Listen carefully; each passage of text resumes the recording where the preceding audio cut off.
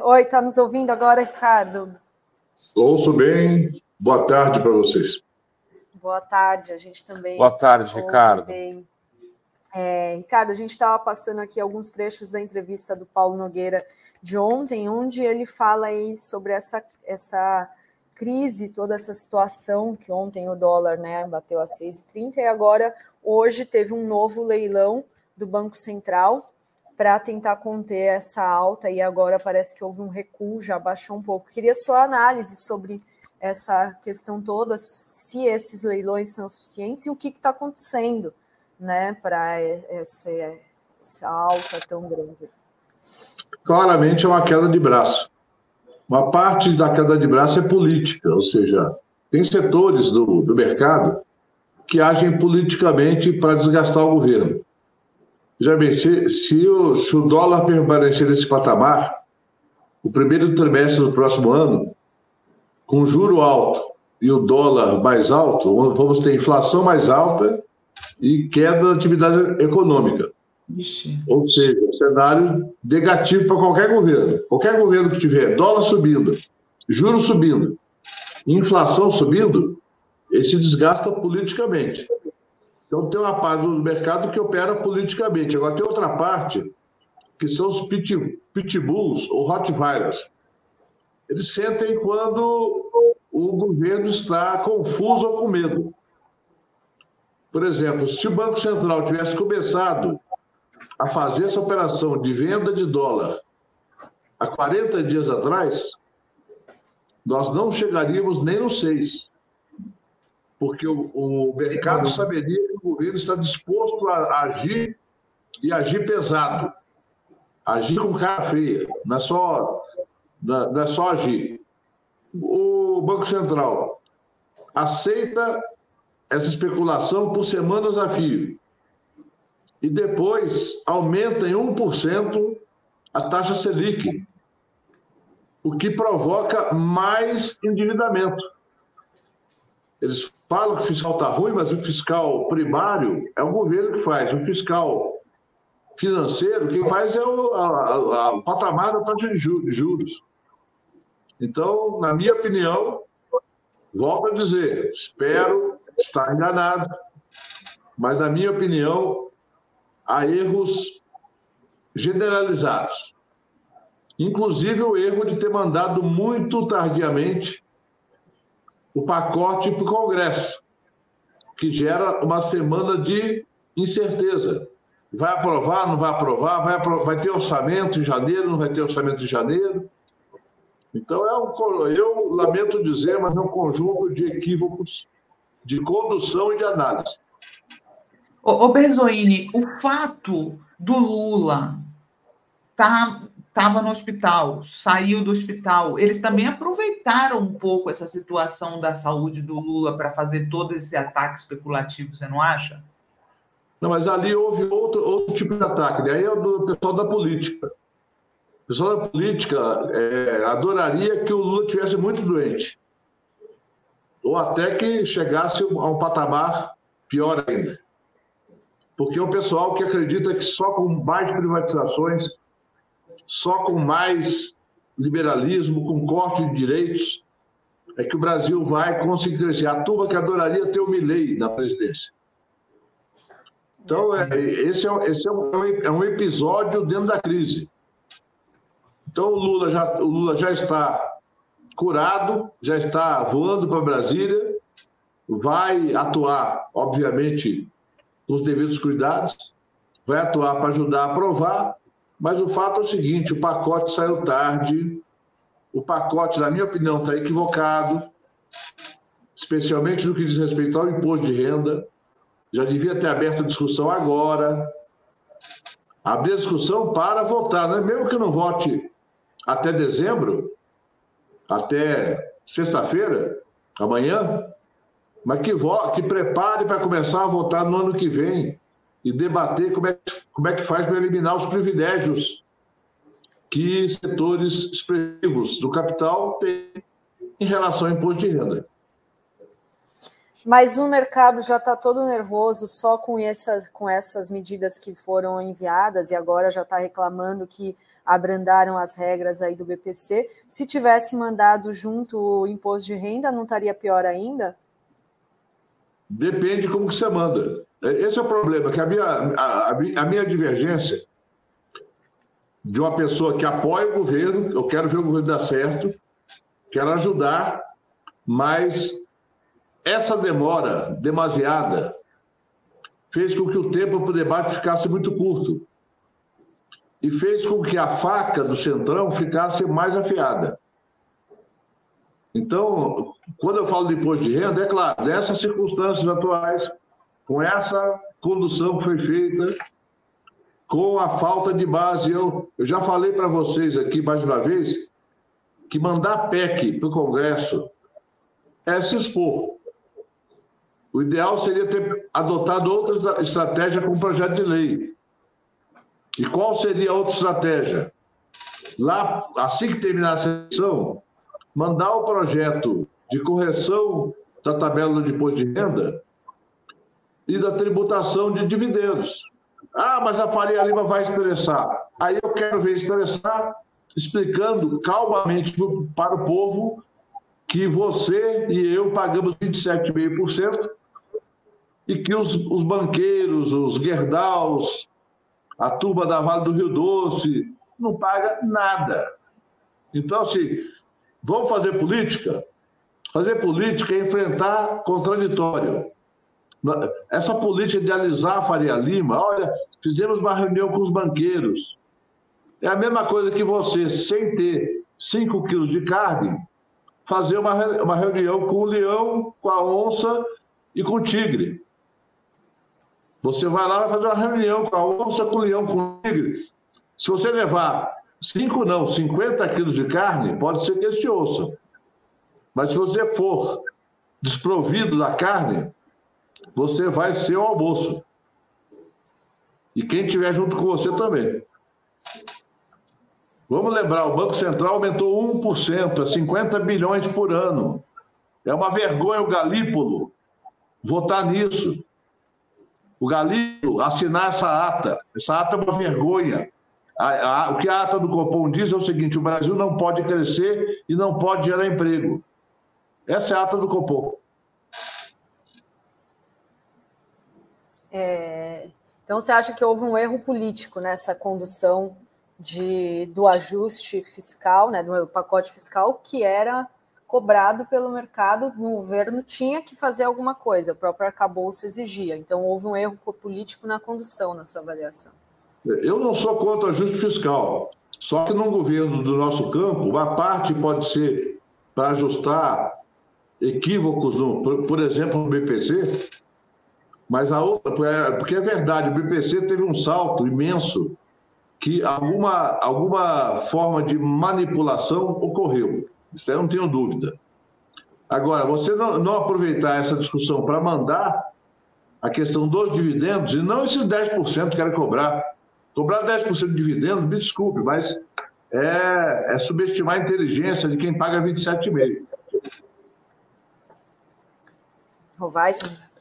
Ricardo, eu estava comentando aqui que você falou do mercado e usou a metáfora da carne, né? Senão o cara vira almoço.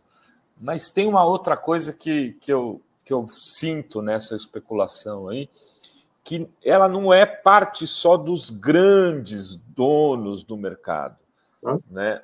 E sim de uma patuleia, do cara dos 100 mil reais por mês, desse cara que é herdeiro e que acha que é meritocracia ter sido herdeiro, e ele fica especulando que o ídolo dele, eu conheço algumas pessoas, é o Pablo Marçal, os ídolos dessa turma aí. Esses caras estão operando fortemente na chantagem, né? Esses querem derrubar o governo mais do que talvez os grandes leões aí, né? É só ver a pesquisa Quest. Veja só, Renato, para a gente colocar as coisas nos devidos lugares. O Brasil real, aquele dos trabalhadores, dos empresários produtivos, vai muito bem, obrigado. Crescendo 3,5% esse ano, talvez até mais do que isso. O emprego gerando 1.600.000 empregos formais você tendo a inflação sob controle, não é verdade que a inflação está descontrolada. Talvez fique com o câmbio de fevereiro. Você não vê o preço de tudo que é importado vai subir. E o preço daquilo que não é importado, mas é exportado, o mercado regula pelo dólar. Então, a economia real vai bem. O que não vai bem? Bom, teve o erro do arcabouço fiscal de fazer um arcabouço muito otimista. Aí teve que mudar o arcabouço no meio do caminho, mudar a meta. Aí tem que fazer um ajuste fiscal. Aí você corre contra o tempo e tem que beijar a mão do líder e do Pacheco e dos líderes do Centrão. Então, assim, é verdade. A Faria Lima tem os bancões, os 10 maiores bancos, mas tem um monte de corretora média que opera, às vezes, mais com dólar do que com renda fixa, que opera, às vezes, mais especulando em ações futuras do que especulando sobre a taxa de juros ou o próprio dólar. Então, eu conheço muita gente da Faria Lima. Pela minha experiência de parlamentar, de dirigente partidário, eu conheço muita gente. E tem muita gente lá que torce pelo governo. Mas esse muita gente é 10%, é 5%. O restante torce contra o governo. E o pior, sabe o que acontece? Eles estão torcendo contra eles mesmos, porque, no final das contas, muita gente pode perder, porque num cenário de instabilidade, as apostas ficam mais complexas. Então, eu, pessoalmente, acho que tem um lado que é político mesmo, você tem razão, e é um pessoal que especula contra o atual governo, que aposta que em 2026 pode vir um Milei ou um Tarcísio para ganhar a eleição. Ou quem sabe até o Marçal. Porque esse pessoal não tem noção de política. Eles não entendem que o Marçal é um desastre, assim como não entenderam lá atrás que o Bolsonaro era um desastre. Não entenderam que o impeachment da Dilma era um desastre. Para eles, inclusive, é só ver os números. A Bolsa, hoje, com toda essa queda dos últimos dias, ela está melhor do que quando o Bolsonaro deixou o governo. A ação da Petrobras, que está em 37, era 24 em janeiro do ano passado. E a ação de vários bancos também. Então, há uma dessintonia entre uma análise séria, metodológica, técnica, e a vontade de algumas corretoras e bancos pequenos de criar um ambiente de instabilidade e alguns ganhando no curto prazo, apostando contra o real num cenário em que eles já estão comprados em dólar. Em opções de futuro ou em moeda. E o Banco Central passou 4 semanas olhando a paisagem, deixando correr. A gente vem falando aqui que a grande instrumento que o Banco Central tinha, já faz tempo que eu falo isso aqui, era entrar no mercado comprando, um leilão. Há muito tempo eu tenho falado isso. Ele só tinha feito 1 ou 2 vezes antes desse agravamento da crise. Quer dizer, jogou no risco o tempo todo. E quando você brinca de andar na corda bamba de sombrinha, você pode cair, né, velho? Não, e no governo Bolsonaro foram 127 vezes que fizeram esses leilões, né, Ricardo? O Berzoini, e o reflexo político dessa crise, né? Vocês estão vendo, agora acabei abrindo aqui, enquanto vocês falavam, a tal da rede tóxica do Elon Musk, está lá em primeiro lugar desde ontem nos trend topics, o tal do impeachment, que eles estão aí falando de impeachment de Lula, fora Lula. Você acha que tem alguma chance disso vingar? Não, eu acho que é claro que nós precisamos ver como é que o ano vai começar, né? O ano está acabando, agora daqui a pouco é Natal, Ano Novo. Se o dólar continuar a R$6, ou 6,20, ou 5,90, nós vamos ter um repasse para os preços. E aí o governo vai ficar menos popular. É impossível o governo manter a popularidade, que já não está uma maravilha, está na faixa de 32%, 34%, com a gasolina subindo, que vai subir. Vai subir a gasolina, o óleo de soja, o arroz, o feijão, a carne, a energia elétrica pode subir também por concorrência. Ou seja, o ideal era puxar esse dólar para 5,40, 5,30. E isso daí não vai ser fácil. Então, um clima de insatisfação popular pode incentivar um movimento pelo impeachment, embora eu creia que as lideranças políticas do Centrão não querem, porque sabem que é um desgaste, que o país para de novo, tal, investimento zera. Mas, dependendo do clima, pode ser, né? Com o Tarcísio incentivando, com o Zema incentivando, Ratinho, Júnior. Você pode ter um sinal, um quadro. Agora, o que é fundamental? Alinhar a estratégia da economia e melhorar muito a comunicação, porque, veja bem, nós estamos vivendo essa situação e quem que vocês ouvem falar? Vai falar mesmo, né? Uma frase dentro de uma entrevista.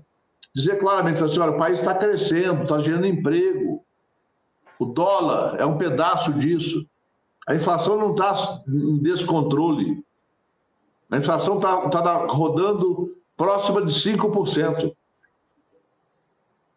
Não é razoável se criar esse clima de que, olha, precisa subir o juro em 1%, porque a inflação passou um pouquinho do teto da meta. E eu creio 1% que... mais 2% futuros aí, isso, já projetados. É tipo assim, ó, eu vou ferrar o país e vou ferrar mais 2 vezes já sob a presidência do Galípolo. Aí vai chegar em janeiro, fevereiro, o Galípolo vai dizer, esqueçam a ata que eu assinei. Eu, sinceramente, estou muito preocupado com o que vai acontecer com o Banco Central a partir de janeiro. Agora, e aí o presidente não vai poder mais reclamar do Banco Central, né? Porque foi nomeado por ele. Exato. Exatamente. Agora, você acha que esses leilões, esse leilão de hoje, vai ser insuficiente? Vai precisar fazer mais leilões? Tem outras medidas que o governo pode fazer para tentar chegar nesse dólar a 5,30, 5,40 que você falou? Em relação ao câmbio, eu acho que não tem muito o que fazer além de leilão. Tem que manter os leilões, tem que queimar reserva por um tempo para mostrar para o mercado que eles vão, no momento, eles podem perder. Essa aposta é muito simples, né, Dri? O cara tem lá um fundo, ele tem a opção de investir em ações ou no câmbio. O câmbio já subiu muito. Aí chega um momento que ele, para atender os investidores que aplicam com ele fala assim, a Petrobras está barata, o Banco do Brasil está barato, em dólar. Vocês vão virar 30% para a bolsa e tirar do câmbio. Aí, junto com os leilões, pode haver uma reversão. Porque o mercado é assim, o mercado tem 3 opções, basicamente, para aplicar. Tem várias, né? Mas 3 são as fundamentais.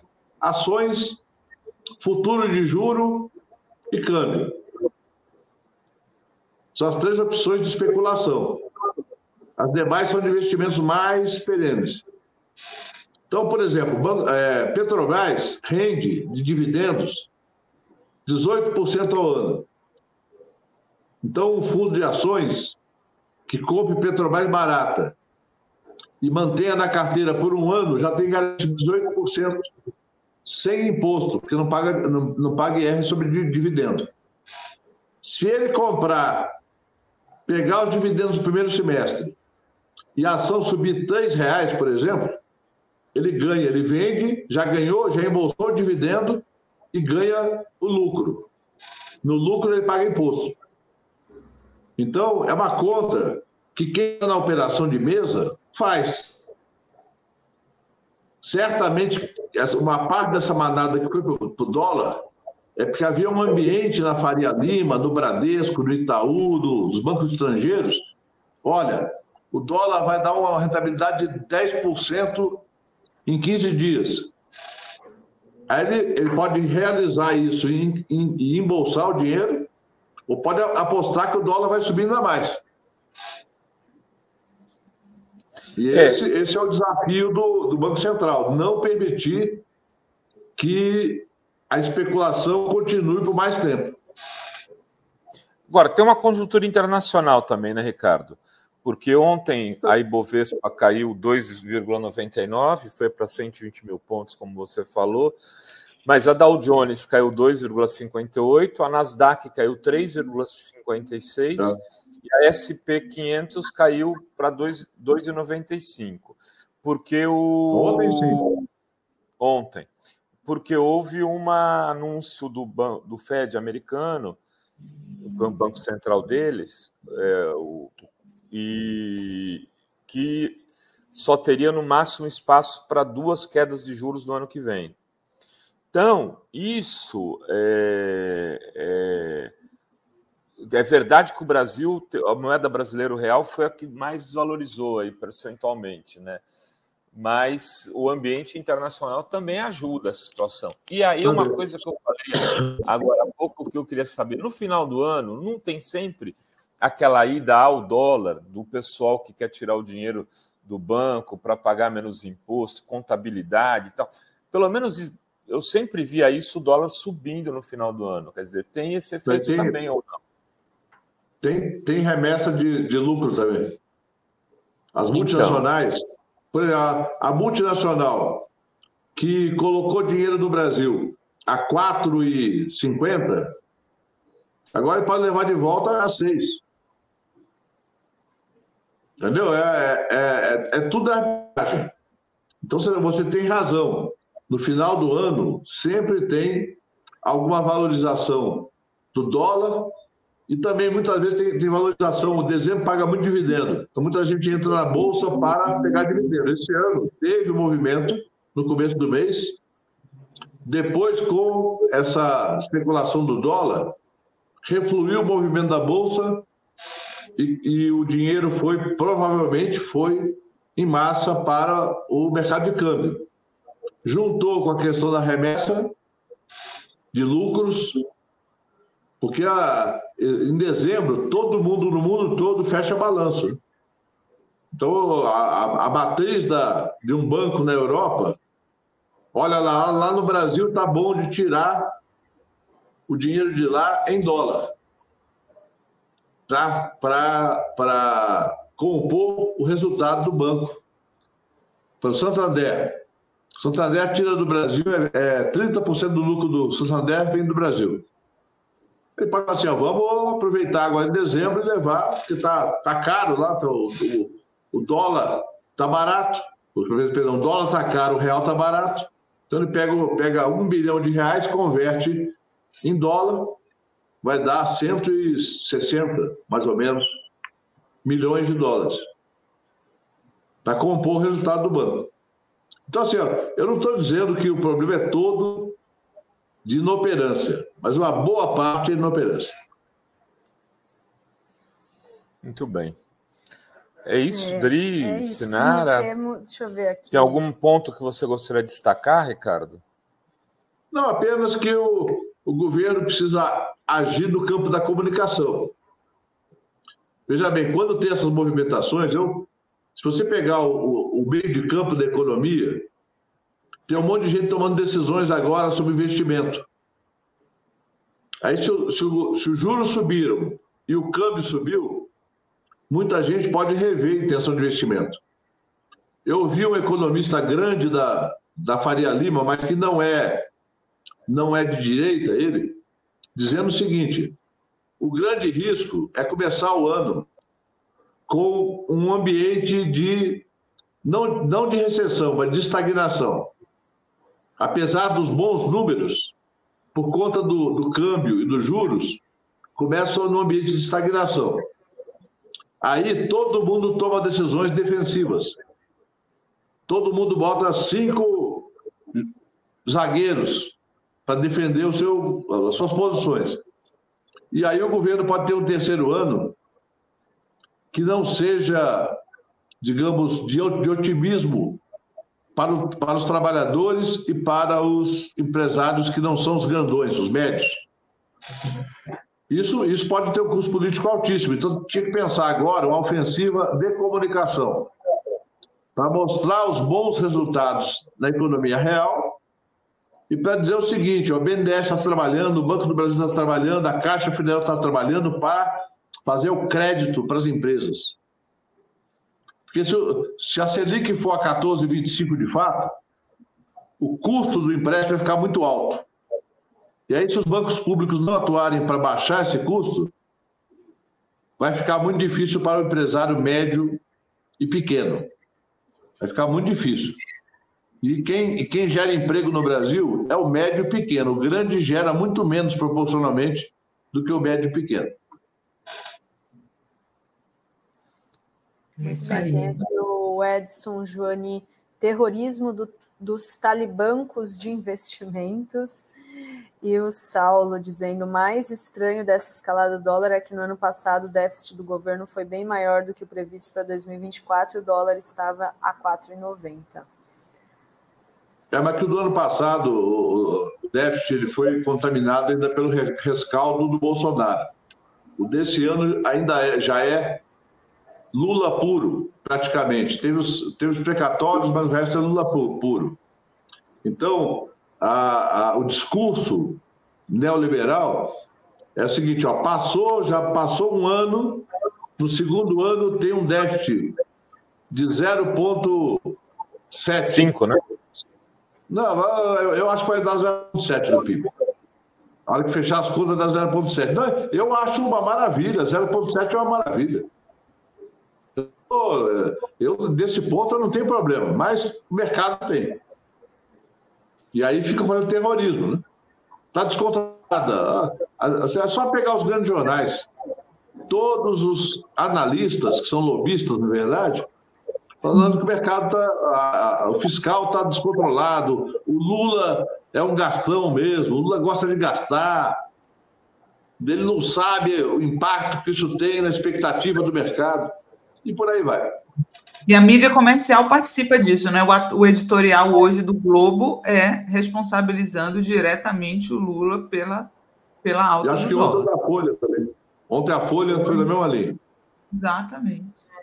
Agora, a Miriam Leitão está na contracorrente disso, né? Você vê que surpresa? Não só ela, a Natuza Nélia fez uma boa, Catanhede também. Gente, agora, né?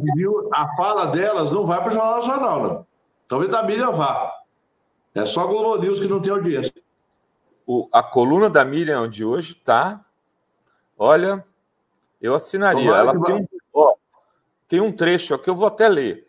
O ponto é que não houve uma pior em relação ao que o mercado esperava.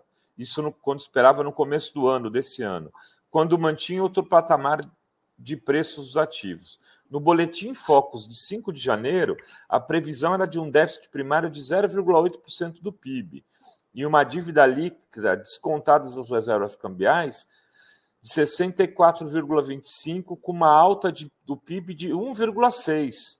Naquele tempo, achava-se que a Selic fecharia o ano em 9%. No Focus do último dia 13, agora, a previsão mediana do PIB foi para 3,42%. A dívida líquida para 63%, eles previam 64,25%. Para o PIB, eles previam 1,6%, foi mais que o dobro. E o déficit primário para 0,5%, ela está falando que é 0,5%. Enfim, era 0,8%, 0,5%, 0,6%, ou seja, está ali, né? Ou seja, as expectativas para as dívidas e o déficit estão menores e para o PIB maiores. A dívida bruta do governo federal, incluindo o INSS, governos estaduais e municipais, pela medida do Banco Central, está em 78,6%. Cresce também quanto mais os juros sobem, não apenas pelo déficit público. Isso aqui qualquer um de nós assinaria, né? Sim, sem dúvida. Eu gostaria que dessem 2 minutos para ela falar isso no Jornal Nacional. Vamos ver, né? Com esse editorial aí do Globo, é muito difícil de acreditar. Tem uma última pergunta aqui do Ronaldo. Por que esses leilões se restringem a 16 instituições financeiras? Não sei. Os leilões Isso é uma prática antiga do Banco Central. Eles elegem os chamados dealers, que é o pessoal que está credenciado para comprar direto do Banco Central. Esse número de instituições é renovado de tempos em tempos, mas eles são credenciados para comprar. Eles podiam vender no mercado, né? Vender no varejo. Muito bem. Comprar um pouquinho. Eu ia comprar uns dólares aí direto a esse valor, 50, né? Uns $50, pelo menos. Guardar aí, né, Ricardo? Para quando for para Disney. Exatamente. Sinara está indo para Paris. Bonjour. Tá indo para Bahia, né, Sinara? Salvador, Bahia, né? Por nada, vou para Bahia, vou gastar só em reais. Muito Tem bem. uma última pergunta aí de superchat para o Ricardo. Berzoini, por que os Estados Unidos têm uma taxa de juros em 4,5% e o país tem déficit fiscal maior que o nosso? Porque ele emite dólar. A resposta fácil é essa. A resposta mais séria é que o Fed é muito mais comprometido com o desenvolvimento dos Estados Unidos do que o Banco Central do Brasil com o desenvolvimento nacional. Nós não precisamos ir até os Estados Unidos. Nós podemos ver a taxa de juros da Europa. Ou podemos ver o orçamento da China para o ano que vem, é um déficit primário de 4% do PIB. Sabe por quê? Porque eles têm compromisso com o emprego. E porque eles estão transformando todo o seu parque tecnológico, né? Estão modernizando tudo numa velocidade. Estão no século XXII e nós estamos caminhando para o século XIX. Exatamente. É triste dizer isso, mas é verdade. Gente. Mas vamos lutar para mudar isso. Vamos lá. Obrigada, valeu, Ricardo. Tudo de bom. Obrigadão, viu? Tchau, análises aqui. Valeu. Valeu, tchau, Valeu. tchau.